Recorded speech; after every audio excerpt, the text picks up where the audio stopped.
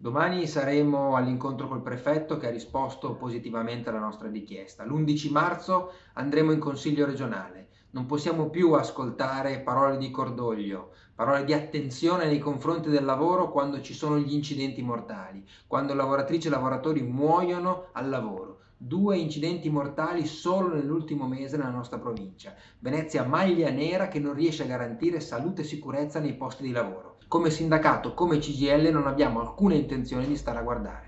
Mentre il 44enne residente a Casier resta ricoverato in gravi condizioni al centro Grandi Ustionati di Padova dopo essere rimasto folgorato mentre lavorava a Quarto d'Altino su una cabina elettrica, sindacati e politica si mobilitano. Solo pochi giorni prima un 21enne ha perso la vita mentre lavorava in un cantiere a Sottomarina. Deve diventare una priorità la sicurezza, però va coltivata, nel senso che bisogna fare anche investimenti, bisogna investire di più in sicurezza, bisogna anche punire fortemente chi non rispetta le norme, perché ci sono anche casi dove purtroppo imprenditori per ridurre i costi tagliano i costi sulla sicurezza. Dobbiamo tutti quanti impegnarci a cercare di rendere la questione della sicurezza una priorità.